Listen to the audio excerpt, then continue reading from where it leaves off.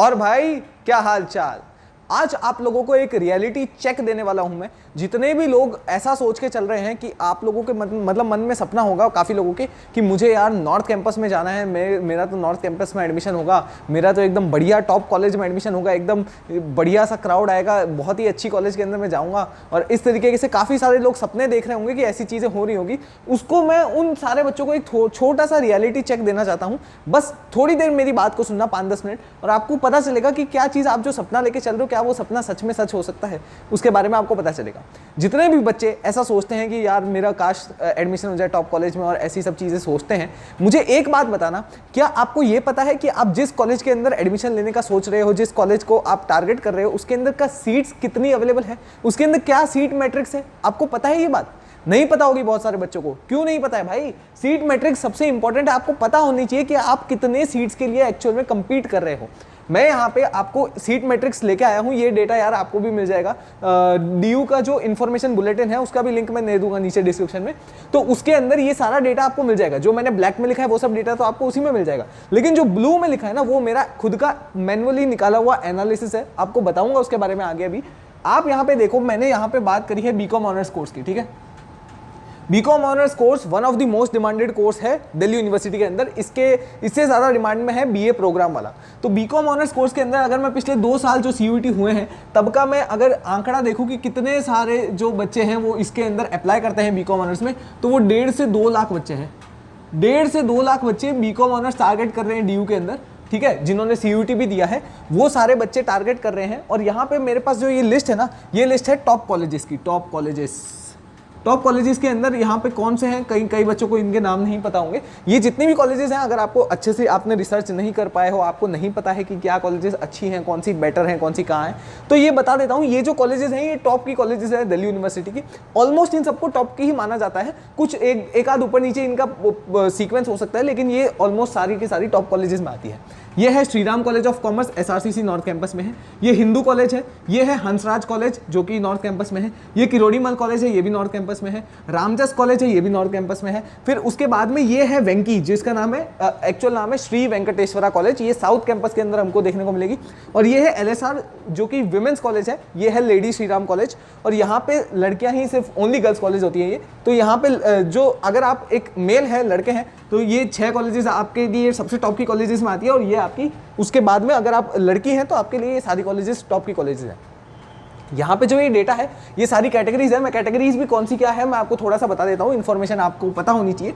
यूआर होता है अनरिजर्व्ड, इसका मतलब जनरल कैटेगरी। ईडब्ल्यूएस होता है इकोनॉमिकली वीकर सेक्शन, जिसके बारे में एक वीडियो मैंने ऑलरेडी बना दिया, आपको ऊपर दिख जाएगा। फिर उसके बाद में है ओबीसी जो कि है अदर बैकवर्ड क्लासेस, इसके बारे में भी आपको पता होगा। ओबीसी एनसीएल होता है। एससी जो है वो है शेड्यूल कास्ट कैटेगरी। एसटी जो है वो है शेड्यूल ट्राइब। पीडब्ल्यूबीडी होता है वो पर्सन विद फिजिकल डिसेबिलिटी, ऐसा डिसेबिलिटी वाला होता है, जो स्पेशली एबल्ड लोग होते हैं उनके लिए ये कैटेगरी है। सीडब्ल्यू होता है वो आर्मी के लिए होता है कोटा, ठीक है। केएम होता है कश्मीरी माइग्रेंट, जो कश्मीरी माइग्रेंट होते हैं उनके लिए कोटा होता है, ठीक है। ये हमारे सारे कोटा हो गए, ये सारा डेटा हो गया। ब्लैक वाला आपको मिल जाएगा खुद ही बुलेटिन में। अब मैं आपको बताऊंगा कि क्या एनालिसिस जो है जो आपको पता होना चाहिए, जो मैंने अभी बैठ के निकाला, क्या है कि अगर आप एसआरसीसी कॉलेज को टारगेट कर रहे हो, एसआरसीसी के अंदर सीट्स पहले कितनी अवेलेबल है वो देखो, 719, सिर्फ और सिर्फ 700 सीट्स है। ऐसा भी नहीं है कि हजारों में सीट्स है एसआरसीसी में, 700 सीट्स है। लेकिन ये 700 भी काफ़ी ज़्यादा नंबर है। इतनी सीट्स कोई कॉलेज में रेगुलरली पाई नहीं जाती। बट एसआरसीसी में क्यों है? क्योंकि एसआरसीसी सिर्फ 2 ही कोर्स ऑफर करता है, इसलिए वहाँ पे सीट ज़्यादा है, ठीक है। ये लॉजिक है उसके पीछे। अब देखो 719 सीट्स है सिर्फ और सिर्फ। उसके अंदर अगर मैं जनरल कैटेगरी की बात करूँ तो सिर्फ और सिर्फ 253 सीट्स है। सिर्फ 250 सीट्स है अगर आप जनरल कैटेगरी के कैंडिडेट हो। वहीं पे अगर मैं हिंदू की बात करूं, यहां पे सबसे शॉकिंग चीज अब आएगी। हिंदू की अगर मैं बात करूं, सिर्फ और सिर्फ 91 सीट्स है। 100 से भी कम सीट्स हैं। टोटल सीट्स की बात कर रहा हूं, यहां पे मैं टोटल सीट्स, आप देखो टोटल सीट्स की बात कर रहा हूं। अगर आप सिर्फ जनरल की देखोगे 30 सीट है। 30 सीट का तो 30 तो आपके क्लास में बच्चे होते थे 12th में। 30 सीट्स है खाली। यहाँ पे हंसराज को देखोगे 300, ये एक अच्छा नंबर है। फिर 120, 140, 130, 100 से 200 के बीच में है। और यहाँ पे लेडी श्रीराम एलएसआर को देखोगे, यहाँ पे भी सिर्फ और सिर्फ 76 है। सिर्फ और सिर्फ 76 सीट्स। तो ये जितनी भी सीट्स है ना, आप इसका टोटल देखो, टोटल कितना आ रहा है 1584, करीब 1600 आपको सीट्स मिलेंगी टॉप कॉलेजेस की। और ये मैं सारी कैटेगरी का टोटल बता रहा हूँ आपको, सारी कैटेगरी। आप अगर कोई स्पेसिफिक कैटेगरी से हो तो उस कैटेगरी का कंपटीशन तो देखो कितना है। उस कैटेगरी का कंपटीशन टॉप कॉलेजेस के लिए। आप देखो अगर कोई जनरल कैटेगरी का कैंडिडेट है, उसके पास कोई कैटेगरी का बेनिफिट नहीं है, उसको सिर्फ और सिर्फ 550 सीट के अंदर compete करना है। 1.5 से 2 लाख कैंडिडेट है, फिर से याद दिला रहा हूँ, 1.5 से 2 लाख कैंडिडेट, सिर्फ 550 सीट्स उनके लिए अवेलेबल है जनरल कैटेगरी के बच्चों के लिए। और यहाँ पे ईडब्ल्यूएस की बात करूँ तो 137, और ये आप सारे खुद देख सकते हो नंबर, ठीक है। ये सारी इतनी पर कैटेगरी सीट्स हैं टोटल। ये टोटलिंग में अगर कहीं मिस्टेक हो गई हो तो बता देना कमेंट करके, वैसे तो मैंने 2-3 बार चेक कर लिया। पर ये देखो, ये इस तरीके की आपको सीट मैट्रिक्स देखने को मिलेगी। यहाँ पे अगर एक और चीज जो ऐड करना चाहता हूं मैं, आपको शायद ही पता होगी कि यहाँ पे जितनी भी कैटेगरी के बच्चे हैं, अगर कोई ओबीसी की कैटेगरी का समझ लो बच्चा है और उसका स्कोर जनरल कैटेगरी के जितना आ रहा है, समझ लो यार ये ओबीसी वाले का 800 में से 800 आ गया, तो उसको जनरल में से सीट मिलती है, उसकी ओबीसी में से सीट माइनस नहीं होगी, उसकी सीट जनरल में से -1 होगी। और ये जो अनरिजर्व जनरल है ना, इनकी सीट्स वो ओबीसी वाला कैंडिडेट ले लेगा, आपकी सीट्स वो कम हो जाएगी, ठीक है। मेरा किसी को भी कुछ भी हर्ट करने का इंटेंशन नहीं है, आप बस ये चीज को समझो कि यहाँ पे जनरल की कैटेगरी की सीट्स इन लोगों के लिए भी है अवेलेबल, लेकिन जनरल वालों के लिए सिर्फ और सिर्फ यही सीट्स है। इन लोगों के लिए तो अपनी खुद की कैटेगरी की सीट्स भी एक्स्ट्रा अवेलेबल होती है। अगर ईडब्ल्यूएस का बच्चा है तो उसका कंपटीशन 137 प्लस 557 इतनी सीट्स के ऊपर होगा, उसको ये और ये दोनों ऑफर होंगी। पहले ये चेक किया जाएगा, फिर ये चेक किया जाएगा। प्रेफरेंस कैसे काम करता है उसके ऊपर भी वीडियो बनाया, देखना, उसके अंदर ये चीज समझाई है मैंने, ठीक है। तो इस तरीके से ये चीज होती है। तो इतना कम सीट्स अवेलेबल है, और क्या आप खुद एक बार शांति से बैठना और सोचना इस बात को कि 1.5 से 2 लाख बच्चों में क्या आप टॉप 1600 या अपनी कैटेगरी के हिसाब से टॉप 550, टॉप 130 इनमें आते हो? आपको लगता है आप आते हो? अगर आप आते हो तब तो वेल एंड गुड है भाई, कोई टेंशन की बात नहीं है। लेकिन जहां तक मुझे पता है मेजॉरिटी बच्चों को डाउट हो रहा होगा कि हम आते हैं या नहीं आते, उनको लग रहा होगा कि हम शायद नहीं आते हैं। तो ऐसा जिनको भी हो रहा है ना, आपको टेंशन लेने की जरूरत नहीं है, ज़्यादा घबराने की बात नहीं है। मैं यहाँ को शुगर कोटिंग करने भी नहीं आया हूँ, लेकिन बस ये बता रहा हूँ कि यहाँ पे आपको इस वीडियो को देख के डरना नहीं है। यहाँ पे हम सॉल्यूशंस के ऊपर जाएंगे, क्या पॉसिबल सॉल्यूशंस हो सकते हैं। सॉल्यूशंस, पहला जो पॉसिबल सॉल्यूशन है वो है कि आप इसमें अलग अलग बैकअप कॉलेजेस को देखिए। आप में से कई सारे बच्चों को, मैं थोड़ा लेट हो गया वीडियो बनाने में, लेकिन आप में से कई सारे बच्चों ने पहले से ही कुछ अलग अलग कॉलेजेस के अंदर एडमिशन लेके रखा होगा एज एन बैकअप, कि इसमें अगर आपका नहीं हुआ तो आपके वो कॉलेज के अंदर आप चले जाएंगे। तो वो बैकअप कॉलेजेस जो है वो आपका नंबर 1 सॉल्यूशन है। बैकअप कॉलेजेस जो है उसके अंदर आप एडमिशन लीजिए। दूसरी कॉलेजेस को भी हाथ में रखिए, उनके अंदर फीस पेमेंट कर दीजिए, बाद में रिफंड भी हो जाता है यूजीसी की पॉलिसीज के हिसाब से। तो ये बैकअप कॉलेजेस देखिए, अभी थोड़ा हालांकि लेट हो चुका है, फिर भी कुछ कॉलेजेस के अंदर अभी भी एडमिशन हो सकता है। तो ये बैकअप कॉलेजेस के पास जाइए आप। सेकेंड सॉल्यूशन जो है हमारे पास वो है look for other courses. Look for other courses, खाली ये एक ही कोर्स के पीछे मत भागो भाई। अगर आप चाहते हो टॉप की कॉलेज में पढ़ना तो आपको दूसरे कोर्सेज भी ट्राई करने पड़ेंगे, और नहीं तो अगर आपको कोर्स फिक्स है कि भाई यही लाइन में मुझे आगे जाना है, तब आप उस कोर्स में भले ही आपको नीचे की कॉलेज मिले, इट डजंट मैटर, बहुत मैटर नहीं करता है। ये टॉप की कॉलेजेस है नो डाउट, लेकिन इसके भी नीचे अगर आप जाओगे तो कॉलेज ऐसा नहीं है बहुत बुरी कॉलेजेस हैं, अच्छी कॉलेजेस हैं। अच्छी कॉलेज है दिल्ली यूनिवर्सिटी में, ये कॉलेजेस टॉप की है, बस ये उसमें से बेटर है।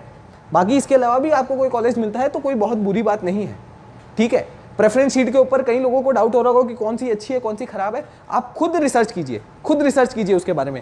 और अगर आपको फिर भी रिसर्च में आपको थोड़ा सा कंफ्यूजन रहता है कि इन दोनों के बीच में क्या है या कैसा है, मैं प्रेफरेंस शीट आपके लिए लेके आऊंगा, ठीक है। मैं खड़ा हूं इधर, चिंता करने की कोई बात नहीं है। समझ में आया, ठीक है। तो ये चीज हो गया लुक फॉर अदर कोर्सेज। अगर बीकॉम ऑनर्स वाला कॉमर्स का बच्चा है वो बहुत सारे कोर्सेज को देख सकता है यार। आप देखो इको ऑनर्स में क्या आपका इंटरेस्ट है, इसके अंदर मैथ्स लगता है, मैथ्स आपके पास नहीं है तो फिर कोई बात नहीं, इसको जाने दो। आप बीकॉम प्रोग्राम देखो, आप देखो क्या मैं इसके साथ में हमारे कुछ भी वो कोर्सेज कर सकता हूँ जो कोर्सेज मतलब जैसे प्रोफेशनल कोर्सेज जो होते हैं, सीए है हमारा, ACCA है हमारे, और जितने भी दूसरे ऐसे कोर्सेज हैं वो सारे कोर्सेज क्या मैं कर सकता हूँ, मुझे इच्छा है तो आप इसके ऊपर जाइए। नहीं तो आप कोई BA के कोई दूसरे कॉम्बिनेशंस पे जा सकते हैं। आप ये जैसे इको ऑनर्स भी BA के अंदर ही आता है, BA इको ऑनर्स होता है, वैसे ही आप BA का जैसे एक इको प्लस कॉमर्स का कोर्स है उसमें आप जा सकते हैं, उसको चेक कर सकते हैं आप। उसके अलावा और भी काफ़ी सारे BSc के अंदर आप कोर्स देख सकते हैं। स्टैट्स ऑनर्स एक होता है, वो भी मैथ्स वाले बच्चे ले सकते हैं।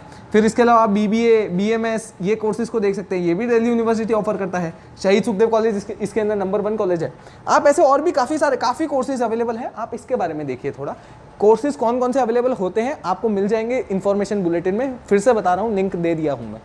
तो उसके अंदर आप कोर्सेज को देखिए। अगर आपको कोई कोर्स के नाम में इंटरेस्ट लग रहा है तो उस नाम के बारे में आप जाके रिसर्च कीजिए कि उसके अंदर का सिलेबस क्या है, क्या आपको वो टॉपिक्स के जो हेडिंग्स है वो इंटरेस्टिंग लग रहे हैं तो ठीक है ना भाई, तो ठीक है, हम उसको थोड़ा कंसिडर करेंगे, हम उसको इसके बाद, ये हमारी पास फर्स्ट प्रायोरिटी है, लेकिन इसमें नहीं होता तो हम उसको तो कंसिडर करेंगे। बैकअप ऑप्शंस हमें हमेशा लेके चलने हैं भाई, कुछ भी हो सकता है, कुछ भी, नॉर्मलाइजेशन भी होगा, तो वो सारी चीज़ों को समझना पड़ेगा। एक और चीज़ इसके अंदर मैं क्या कह रहा था, यही कह रहा था, बस यही कह रहा था मैं आज के इस वीडियो में, आपको यही सब चीज़ बताना चाहता था। मेरा कोई भी डराने का मतलब नहीं है इस वीडियो से, कोई घबराने की बात नहीं है, आपको बस एक रियलिटी चेक दे रहा हूँ कि ये चीज़ है, आप इसको दिमाग में लेके चलो भाई।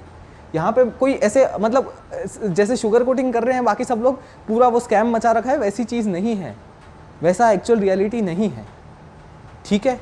तो आई होप आपको इससे समझ में आई होगी चीज़, कुछ तो समझ में आया होगा। अगर कुछ वैल्यू प्रोवाइड हुई है तो प्लीज़ कमेंट में बताना, अपना जो भी वैल्यूएबल फीडबैक है बताना। आपके कमेंट्स में पढ़ता हूँ, ऑलमोस्ट सारे कमेंट्स पढ़ता हूँ, तो प्लीज़ कमेंट करके ज़रूर बताना जो भी फीडबैक है आपका। नेक्स्ट बहुत सारे वीडियोज़ अभी आने वाले हैं, आपको कोई टेंशन लेने की ज़रूरत नहीं है, काफ़ी सारी चीज़ जितना हो सकेगा मैं हेल्प करने का कोशिश करूँगा, ठीक है। तो मैं मिलता हूँ आपसे अब अगले वीडियो में, तब तक के लिए ओके बाय, गुड नाइट।